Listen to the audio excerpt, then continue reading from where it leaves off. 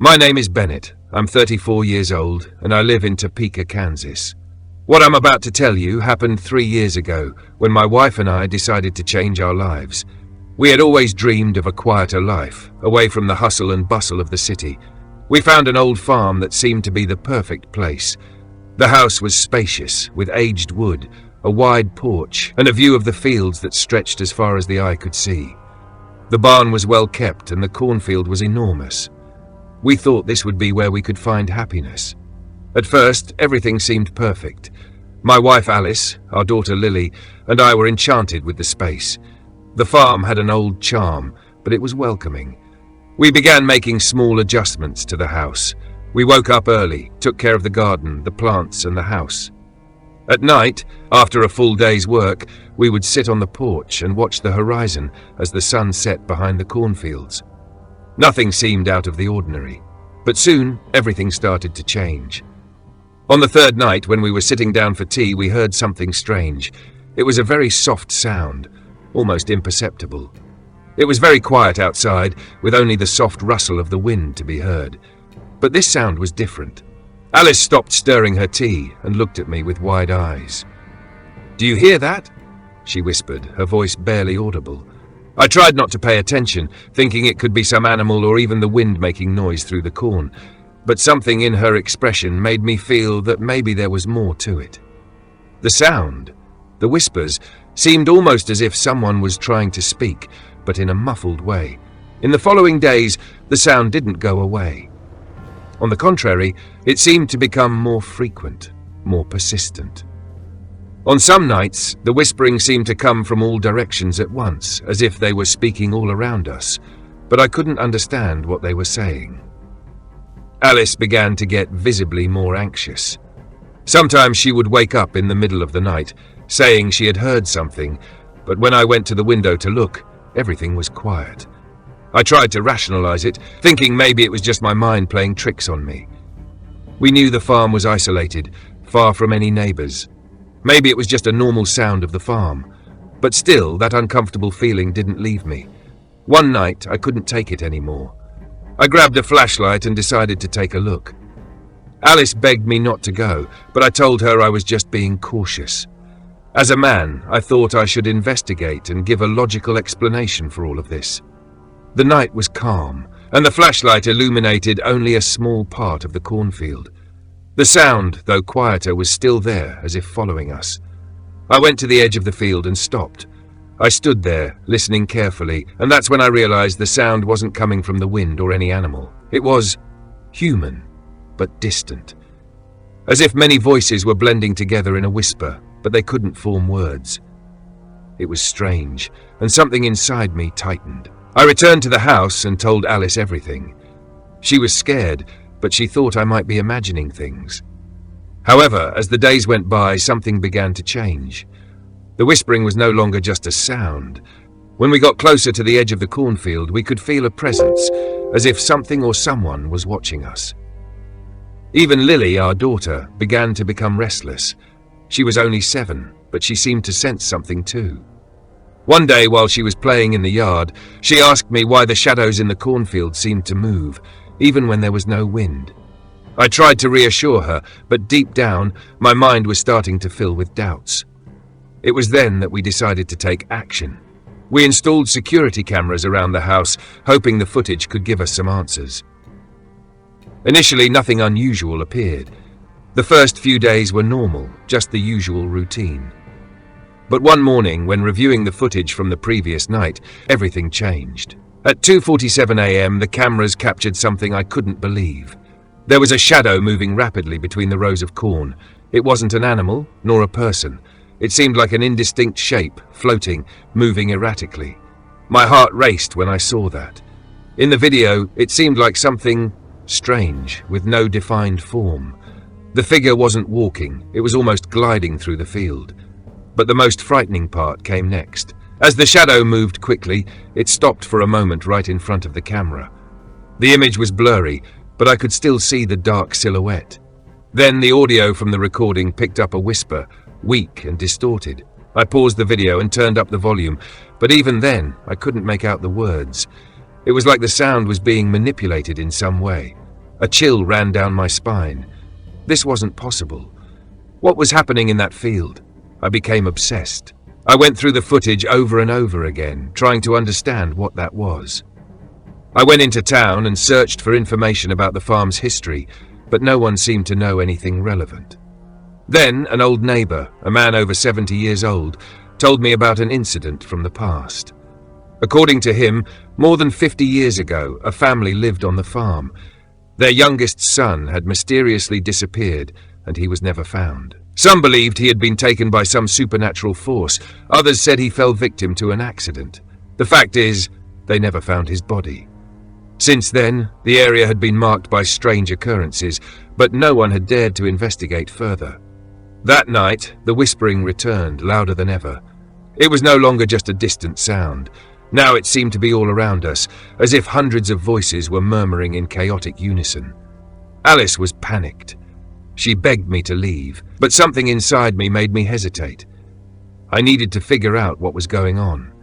I locked all the doors, closed all the windows, but still couldn't shake the feeling that something was there, with us. The shadows of the cornfield seemed denser, more threatening. When the sun finally came up, I went back to the field, trying to find some explanation. The corn was bent, as if something had moved through the rows, but there were no footprints or signs of animals. The field seemed untouched, but my stomach twisted. Something was there, something I couldn't explain. The cameras, no matter how many times we checked them, didn't capture anything else. But I knew what I saw.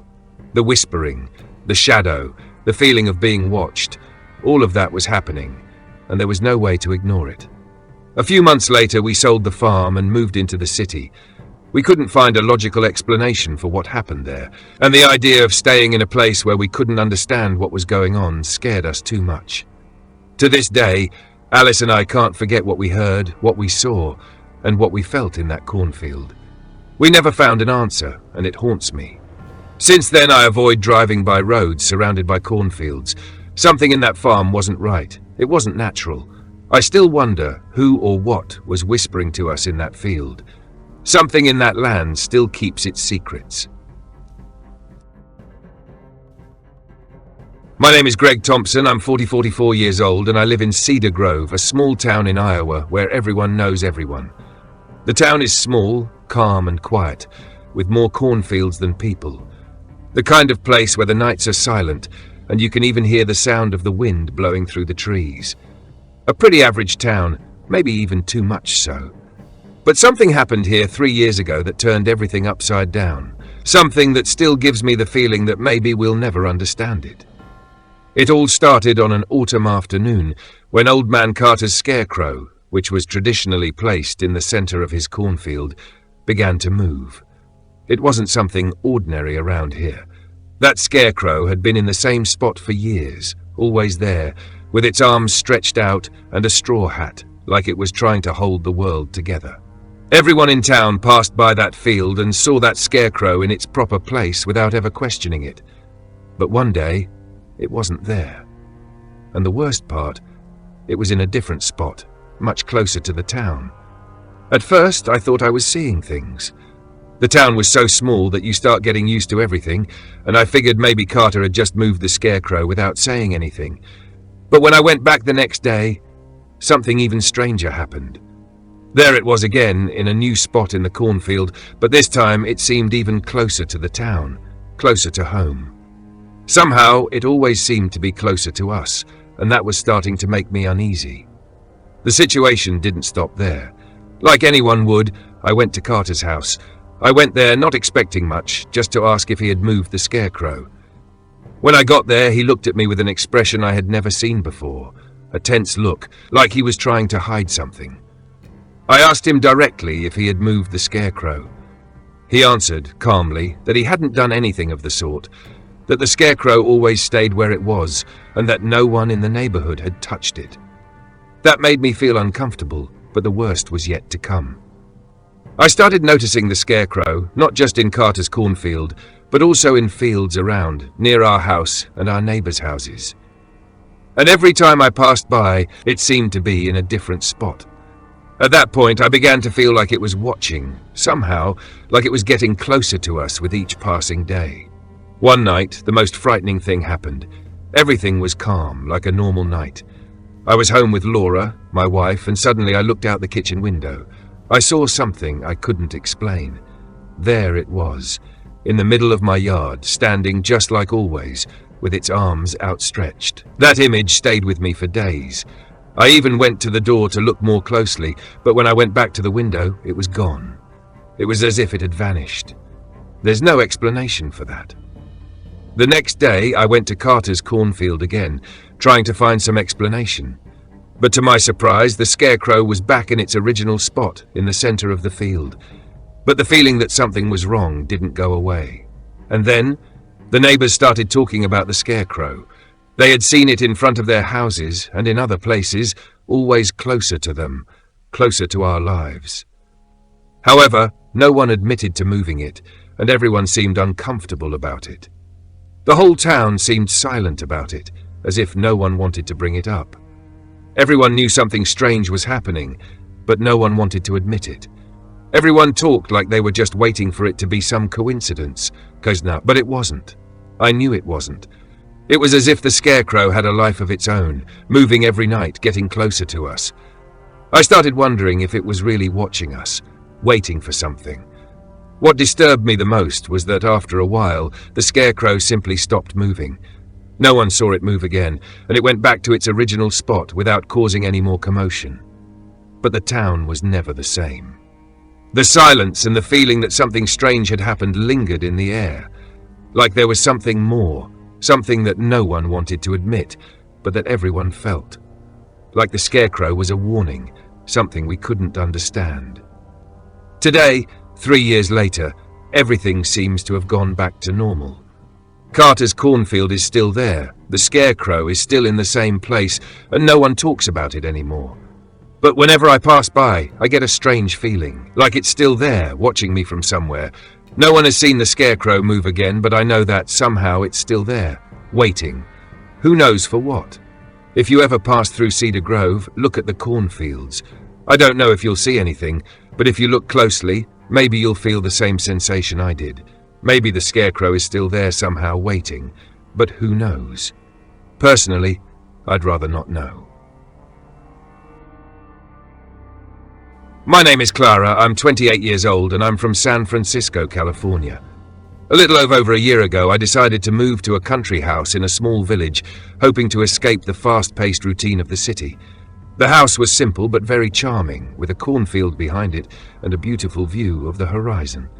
At first, everything seemed perfect, but, like everything in life, things started to take a strange turn. On the first night after moving in, I was settling in when I noticed something odd. In the living room, there was a large window that looked straight out onto the cornfield. The wind was calm and the curtains were closed, but right before I went to bed, I noticed one of them was slightly open. I went over and pulled the curtain to close it completely, not thinking much about it. The problem is that the next day, when I woke up, the curtain was open again. I tried to ignore it. After all, maybe the wind had opened it a bit, or maybe I hadn't closed it properly. But the situation continued. Every night when I went to bed, the curtain would be open, and it wasn't just a small gap. It was a significant opening, as if someone had purposely pulled it back. I started to feel uncomfortable, but my logical mind said it was just something simple to solve, like a draft or something like that. One night, after yet another occurrence, I decided I would watch what was going on. I waited until it was really late, around midnight. The house was in absolute silence, and I went up to the window to take a closer look. As expected, the curtain was open again. I approached slowly, my heart pounding harder with each step. When I closed the curtain for the last time, I felt an inexplicable chill, as if someone were watching me. And then I saw it. Outside, in the middle of the cornfield, there was a silhouette. It was hard to see clearly because it was dark and the field seemed to swallow the moonlight. But the figure was tall and it seemed to be standing still, staring directly at the house. There was no sound, no movement, just the presence of that figure, standing motionless. My heart raced. I tried to rationalize, Maybe it was just an animal, someone lost, or even a nighttime worker, but something told me it wasn't that. The feeling of being watched was unbearable, like that figure knew me from somewhere, studying me. I slammed the window shut, pulling the curtains more tightly and trying to steady my breath. I didn't know what to do. I looked back out at the field, but the silhouette was no longer there.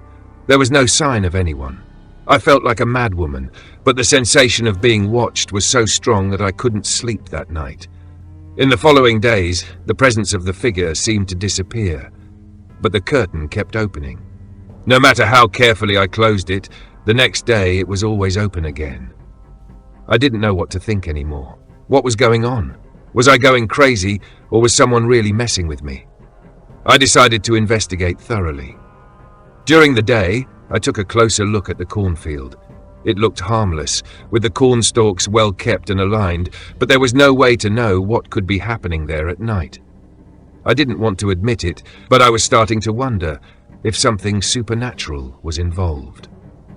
One night I decided to face it once and for all. I prepared myself to stay awake as long as possible, and when the clock struck midnight, I went to the window with the curtains closed and waited. I was no longer willing to simply ignore it. I needed to know what was happening, and that's when I saw it again. The figure was there, exactly at the same spot in the cornfield, and it was still staring at the house. I felt my blood freeze in my veins. It wasn't moving, but I knew it was looking at me. Then, suddenly, something strange happened. The figure leaned forward as if trying to get closer to the house. I couldn't take my eyes off of it, and I didn't know what to do. The fear paralyzed me. At that moment, I realized that the curtain, which had been closed just moments before, was opening on its own. I couldn't believe what I was seeing. How was this possible? The door to the house was locked, the windows were shut tight, yet the curtain was moving as if being pulled by invisible hands. I could barely breathe from the fear. I was about to scream, but no sound came from my mouth. With my heart pounding 1,000 beats per minute, I tried to run out of the room, but my feet were glued to the floor.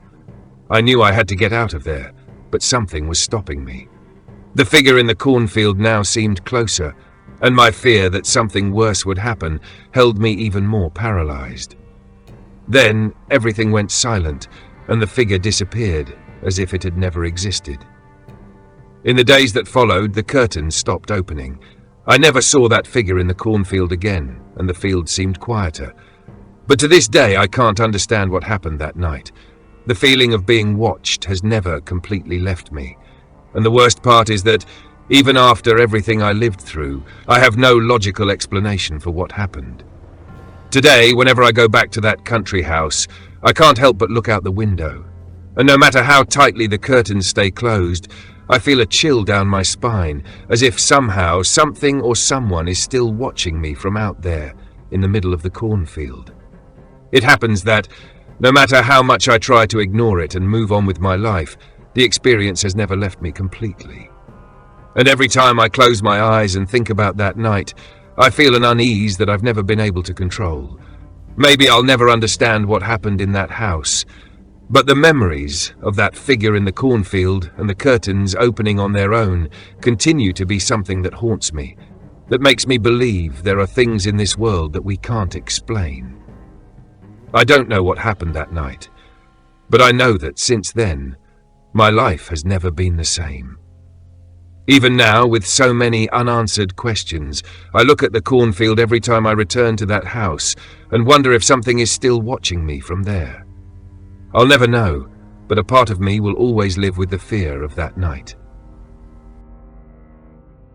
Residents of a rural village in Kentucky begin to see pale, silent children among the rows of corn. They disappear when anyone tries to approach, but leave impossible footprints, barefoot prints deeply embedded in the dry soil. My name is Felicity. I am 38 years old and I live in a small town in rural Kentucky. I won't give you the name of the village because, honestly, it doesn't exist anymore. And no, I'm not exaggerating. What happened there changed everything, and to this day it sends shivers down my spine just thinking about it. I'll tell you what happened one summer, 14 years ago. If you've never been through something like this, I think it's hard to understand, but I'll try. I lived with my family in an old house on the edge of the road, surrounded by cornfields. It was the kind of place where everyone knows everyone, and you almost never see new faces. Summer was always the hottest, quietest time of the year, the time when the children ran wild through the fields, and everything seemed right. But that year, things changed in a way no one could have predicted. It all started on a hot morning when Laura, Mike's wife, came to our house, terrified. She was sweaty, as pale as a ghost, and didn't seem like the strong, energetic woman she was before. She told me, breathless, that she had seen something between the rows of corn the morning before. She thought it was children, but something was wrong. They were too pale, too quiet, and disappeared as soon as she got close. I went with her to the field. When we got there, I noticed the earth was dry and hard. The corn was so tall that if someone wanted to hide between the rows, it wouldn't be difficult. But what really shocked me were the footprints. Small footprints like those of a child, but deeply marked in the dry earth. As if those children weighed more than they should, as if they had some strange force. But the strangest part? There were no shoe prints, just barefoot marks. And they were sunk so deep you could see the earth being pressed in an impossible way. Those footprints didn't seem real. No one walked like that in those conditions. And the scariest part was when we started looking around. Every time we saw something, it moved in the opposite direction. The children, if they were children, always vanished as you got closer. I had a chill run down my spine when I realized that even though we were so close, we could never catch up to any of them. It was as if they were in another world or another reality. I went home after that, feeling a growing anxiety. I knew something wasn't right, but I had no idea what it could be. Over the next few days, other people started telling similar stories. They traveled to the fields and started seeing the same children. Some said they saw them near the road, staring at the houses with empty eyes, but they disappeared quickly. Others, braver, tried to approach the rows of corn, but like me, never managed to get close. When nightfall came, the field seemed denser, more oppressive. I had never felt this before, but the shadows within the cornfield seemed to grow, as if something was watching us. The older folks said they had seen things like this in other times, stories of the children of the corn, but no one talked about it anymore. Everything became quieter, yet everyone knew something was there. What struck me the most was one night when I went back to the field without anyone knowing. I felt an inexplicable need to see it for myself. When I entered the cornfield, my feet sank into the earth as if being pulled down. I already knew what that meant, but the sensation of being watched made me continue. I walked for a few minutes, and then I saw them. 2 or 3 children, pale and with expressionless faces, staring at me. But it wasn't just their eyes that scared me. I tried to get closer, but I couldn't. No matter how much I walked, I couldn't move forward. The footprints began to appear around me, and the earth felt heavier. I couldn't move my feet, and it was at that moment that I understood that something very bad was happening. The children, or whatever they weren't just frightening figures. They were calling me somewhere, to a place where no one would ever return. And for some reason I wanted to go. I wanted to follow those children and see what was beyond that field. But then, something made me stop. The feeling that I shouldn't be there. I turned and ran. I ran like never before in my life, without looking back. The footprints continued behind me, as if they were following me. When I finally got home, I couldn't sleep. And the feeling that they were there, lurking, stayed with me night after night. In the following days, the reports about the children became more frequent. Some people said they had seen them near the houses at night, looking through the windows. Others said they felt a strange presence in the field, as if something was watching from the dark. Fear was taking over everyone, and the atmosphere in town changed. Some people started leaving, others began locking their doors at night. What once seemed like a peaceful town with no mysteries now was shrouded in an inexplicable fear. The strangest thing is that, after a few days, the children disappeared, as if they had never existed.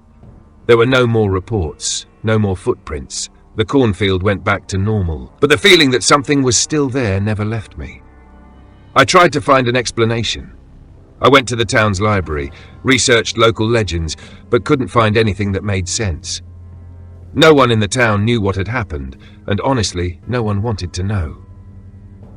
I never went back to the cornfield after that. I don't know what those children were or what really happened that summer.